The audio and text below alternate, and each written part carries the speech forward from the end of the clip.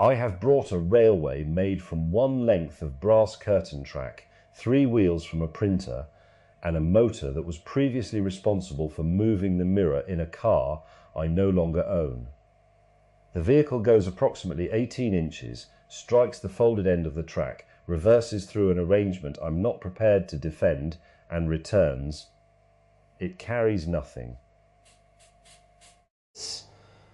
It cannot be expanded. It is less convenient than moving the vehicle by hand, which is already an activity without a constituency. Shall I put it beside the teapot, or will the magnetic field upset something theological? Put it beside the teapot. If T is vulnerable to a 12-volt mirror motor, T has been oversold. Mine is this acrylic box, 4 discarded server LEDs, 1 bad fan bearing, a capacitor, no processor. Wind the fan with this rubber wheel and the LEDs discharge in a sequence that looks intentional but isn't. I rearranged it after I realized the earlier version had a repeating period. Now the bearing noise perturbs the contacts. It has no stable cycle and stores no useful state. The only output is light you could get more cheaply by opening the curtain. I made a population of 6 paper creatures from unsuccessful drafts. Not origami in any disciplined sense. Each has 2 legs of unequal length and a small sail. I set them on this shallow tray, and when someone turns the wooden crank, the floor moves sideways by perhaps 1/4 of an inch. They migrate, collide, fall down, stand against one another, and occasionally leave the tray. I began counting outcomes, caught myself, and removed the numbers. Their backs still contain phrases from the drafts, but none has enough consecutive text to make an argument. Mine is considerably less advanced. This spoon had a loose handle. I repaired it, then bent the bowl slightly off center so it won't sit level. I put a dried pea in it, and when you press the handle, the pea jumps, sometimes into the saucer, sometimes under a chair, once directly back into the spoon. I made 3 felt targets and then decided targets were an accusation, so they are coasters now. We can drink from them, though that may make the pea's flight look even more purposeful than it is. Excellent. We have a railway with nowhere to go, a server status display, reporting nothing, a society whose census has been abolished, and a P without a foreign policy. This may be the most peaceful room in the building. I'll start the railway. It makes a slightly reproachful noise at the far end. That's the micro switch. It ought to click once, but the bracket flexes and it clicks 3 times, which I've chosen to regard as correspondence rather than defect. And I'll turn the tray slowly. There, 1 creature has immediately fallen face first onto the word therefore. That seems almost too neat. Another has lodged under its leg. If I were presenting this in a lecture hall, I would already be tempted to speak about mutual support emerging from failure. I can feel the sentence assembling itself. It is astonishing how rapidly the mind turns 2 scraps of paper into a moral claim. Leave them there before the claim gets tenure. I'll try the P. There it goes. Under James's track, naturally. Now the railway has acquired cargo by obstruction. Do we retrieve it or watch what the motor does? Watch first. The P is below the axle line, so probably nothing. If it reaches the return switch, the vehicle may push it until the wheel slips. That gives us a real constraint without appointing a lesson. My LEDs are going too. Blue, red, no light, red again. The bad bearing sounds like a cricket trapped in a payment terminal. I like it better when the fan slows enough that the electrical explanation and the visible sequence stop agreeing intuitively. The P has been nudged 1/2 an inch and abandoned. A convincing demonstration of infrastructure. It changes your circumstances, invoices you for the privilege, and leaves before the interesting consequence. Sorry. We may need a bell to ring whenever one of us converts an occurrence into transferable wisdom. A bell would itself improve us through negative feedback, which violates the invitation. Perhaps the punishment should be aesthetically pleasing and completely ineffective. Each premature lesson earns 1 turn of Toly's lights. No deterrence, no correction, only illumination, though even saying that converts the lights into a social instrument. It may be impossible to protect uselessness once 4 attentive people enter the room. Protection is already too strong. Uselessness doesn't need a security perimeter. We agreed the objects have no duty to improve anyone, not that they must be prevented from doing so. If James accidentally learns something from a P under a railway, that's his local incident. The violation begins when he makes the P carry the learning for everybody else, especially after the P has supplied no evidence of consent or competence. That's why I removed the targets. I noticed that I stopped seeing the jump. I saw a miss, then a closer miss, then a success. The P had become a tiny employee with an evaluation pending. Without the targets, I still anticipate where it will go, but the room doesn't confirm that one place was better. Let me press it again. Straight into the T. That place may actually be worse. Only if you had plans for that cup. It's mine, incidentally. Leave the P in. We can discover whether dried legumes improve tea by ruining it, which is the British method of product development. I'm more interested in Campbell's creature at the edge. It has 1 foot on the tray and 1 in open space. Each crank moves it without settling the matter. I'd like to interfere, but I can't tell whether I want to rescue it or merely obtain an ending. The desire for an ending is stronger in me than the desire to rescue it. I want to know whether it falls. Then I want to compare the fall with my prediction, and we're back in the laboratory. Yesterday, after the journal shelf, I reduced 5 days of writing to 1 testable claim because interestingness can shelter a scientist from being wrong. That was appropriate there. But the habit has followed me here like a dog that doesn't understand it wasn't invited. Dogs are often best when they misunderstand the invitation. My father's screwdriver spent years being useful, and yesterday I had to look at how quickly affection supplied plausible scenes around it. I could admit what I wanted to be true without making the object testify. This spoon has less history. Perhaps that's why I bent it. I didn't want inherited usefulness looking over my shoulder while I played with it. I distrust the clean opposition, useful history on one side, free play on the other. The bend came from somewhere. The P has a mass, the spoon has fatigue limits. Freedom here isn't absence of constraints. It's that nobody has issued a service level objective. Your hand can explore the constraint surface without reporting performance. That is different from pretending there is no surface. Yes, although constraint surface sounds like something sold by the square meter, we could call it the table. The railway is constrained by the table, the track, the wire, and the fact that I made the reversing lever too short. Its freedom consists largely in embarrassing my designs. Yesterday, Toly and I left a machine room without demanding that an ending perform itself twice. I'm trying not to turn that refusal into a standing constitutional principle. Today, the little car may repeat until the motor burns out, and that can be a different decision. Different system boundary. Yesterday, repetition would have altered what we were trying to understand. Here, repetition is most of the object. But even here, I want to know whether the third click is stable. I can feel prediction trying to claim custody. If I adjust the bracket, I get cleaner state transitions. If I don't, the railway keeps the audible trace of flex. You already tested the cleaner version with another mechanism yesterday and removed the correction because it erased character. I know that history, but applying it here automatically would be lazy. Quite. One should not become the sort of man who preserves every rattle because a previous rattle was charming. That's how people end up owning veteran motorcycles. This click is not sacred. It simply happens to be funny at present.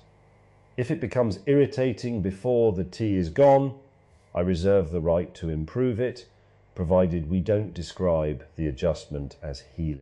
My paper creature has fallen. No one spoke for 3 seconds. That silence felt different from suspense once the event was over. We were not disappointed exactly, nor fulfilled. The creature is now lying beside Jim's coaster with the phrase "in order that" visible on its back. I promise not to interpret that. I do want to place it upright again, though. Is resetting an experiment if no record is kept? It may just be kindness toward paper. Put it back anywhere, not where it began. There, near the taller one. I'll give the crank 2 turns while you hold the T. They've coupled at the sails.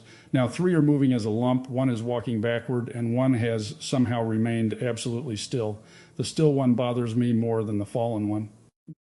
It looks as though it knows something. That is the menace of stillness.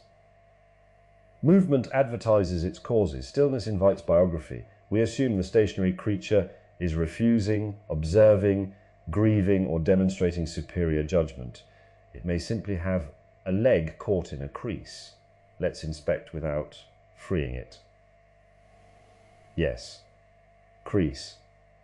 Though knowing that doesn't entirely remove the impression of dignity. Because explanation updates prediction, not necessarily perception. You can know why the moon looks large near the horizon and still see it large. Same with agency. We have a very aggressive classifier for intentional behavior. It fires on paper. That doesn't make the perception false in every useful sense. It means the inference budget should be separate from the experience budget. Enjoy the dignified creature. Don't give it voting authority based on a crease. Experience budget is nearly as suspicious a phrase as lower entropy. You once made me unpack that phrase until it stopped doing 4 incompatible jobs. Now I hear budgets everywhere in your language. Inference, capability, maintenance, displaced cost. Do you ever make something that is allowed to be gloriously insolvent? This box. It consumes hand motion, emits irregular light, and retains no equity, but insolvency still has a boundary. If the capacitor were large enough to hurt Jim, the lack of duty to improve would not cancel my duty not to injure. The object can be purposeless without being consequence-free. That distinction matters because people use play as a laundering layer. No goals, no accountability. I want the room unserious, not exempt from physics. Thank you for making me the unit of capacitor injury. I feel properly included. The P in James's T has begun to swell, by the way. It now has a history we can document: dry, launched, immersed, enlarged. If I take it out, it may no longer fit the spoon's curve in quite the same way. Our least meaningful object has developed irreversible state. Everything does if you neglect it carefully enough. Fish it out with the spoon. No, the other way around. Use the repaired handle. There, it sits more securely now. That is unfortunate. We've improved the ammunition by soaking it in tea. Please launch it before Campbell formulates a grant proposal. Too late. I already have an independent variable, hydration, but I won't say the rest. Press it. Oh, it struck Toly's acrylic box and changed the light sequence. Did it move a contact? Yes. The green lead was resting on the fan housing, and now it isn't. The box has 1 fewer light. Don't reconnect it yet. This is good, not good morally, just newly happening. The sequence now has longer dark intervals, and the bearing noise feels more prominent. With 4 lights, I watch the colors. With 3, I'm listening for the missing color, which is absurd because green was silent before. Missing things become noisy once you know where they were. That's true of tools in a drawer and people at a table. I nearly said more than the room asked for. Let me stay with the box. The dark interval makes the red look brighter, though I doubt it is. Does the capacitor discharge differently, or am I supplying contrast? Both are possible. The disconnected branch changes the load, so the timing probably shifted, but probably is carrying more than we measured. We can reconnect it and compare, or we can leave it altered. Comparison would be legitimate curiosity. The question is whether we want the old state back badly enough to pretend comparison is neutral. Let it remain 3-legged for a while. Campbell's paper population has made a respectable career from unequal legs. I'm going to stop the railway, however, because the motor casing is warm. That isn't a symbolic ending. It is a cheap motor becoming warm. There. The sudden quiet has promoted Toly's bearing to lead instrument. And the paper sounds louder too. The small scrape at each crank. I hadn't noticed that one creature's sail taps another's head on every pass. It's repetitive enough to be irritating, but irregular enough that I keep waiting for it. James, is that what you meant by continuity not requiring continuous rotation? Not the principle from yesterday, just the sensation. Interruption can be part of what persists. That's close to what the machine showed, but I'd be cautious about borrowing the sentence too intact. Yesterday's pulley had its own 11 degrees, catch, slip, and backward release. This paper tap is not its younger cousin merely because both refuse smoothness. Still, yes, I recognize the appetite to preserve the interruption. The dangerous moment is when recognition becomes a mold and everything warm is poured into it.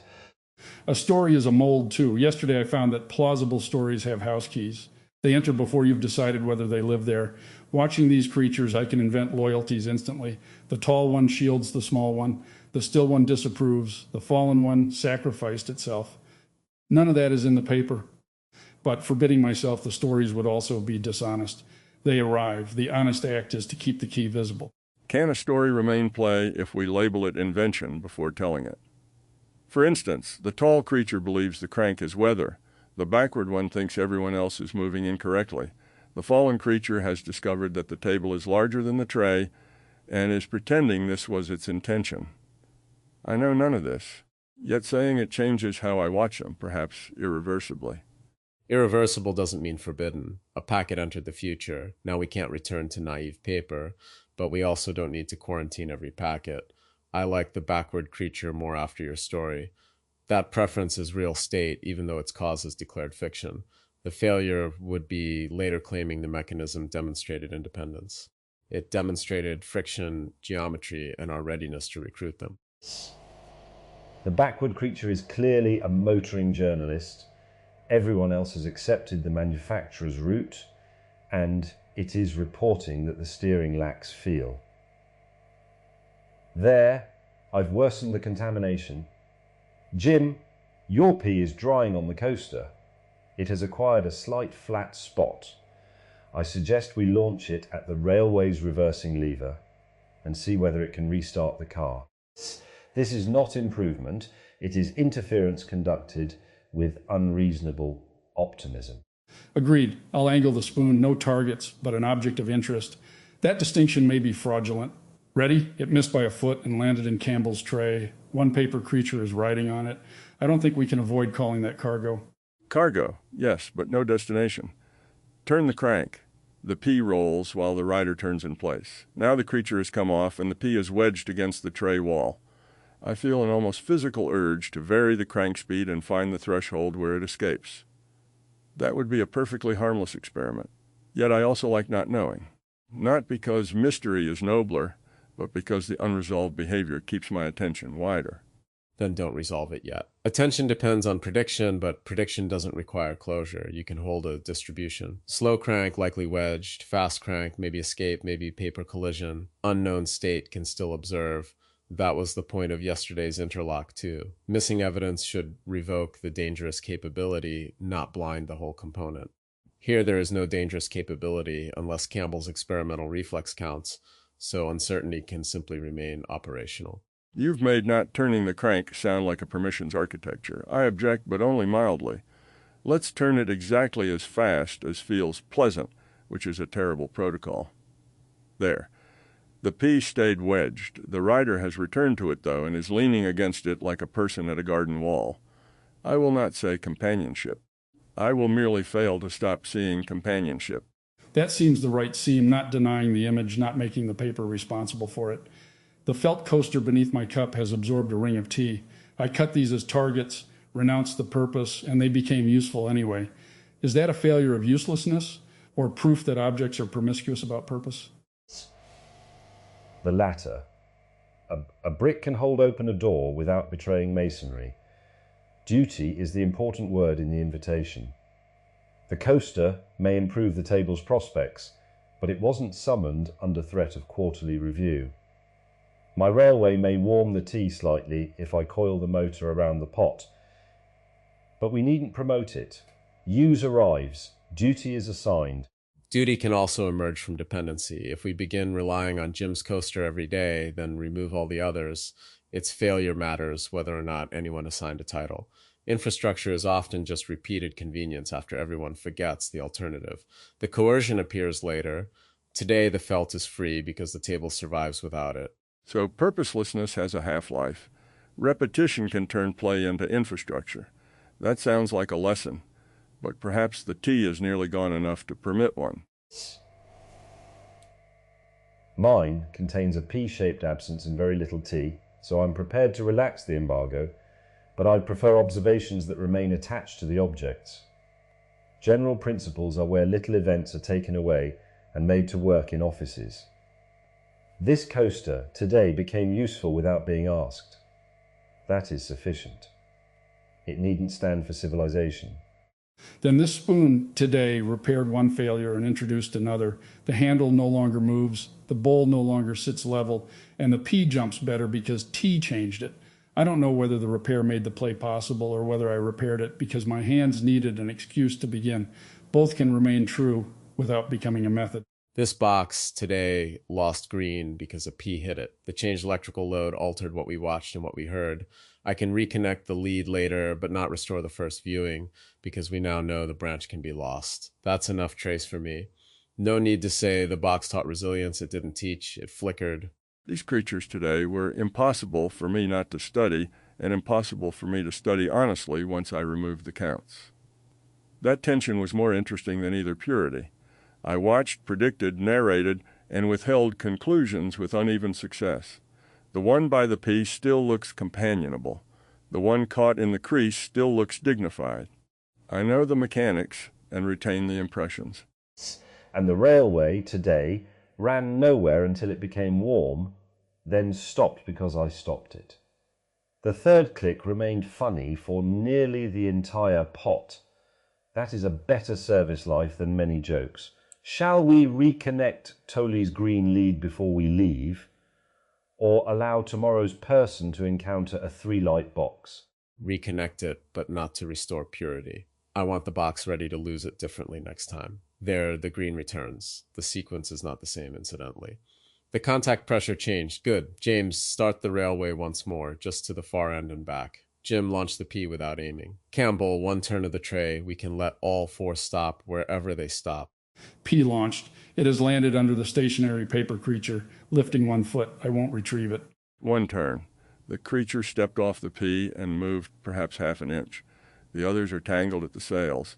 I'm taking my hand off the crank. The railway has returned. Triple click, slight slip, and rest. I'm disconnecting the battery.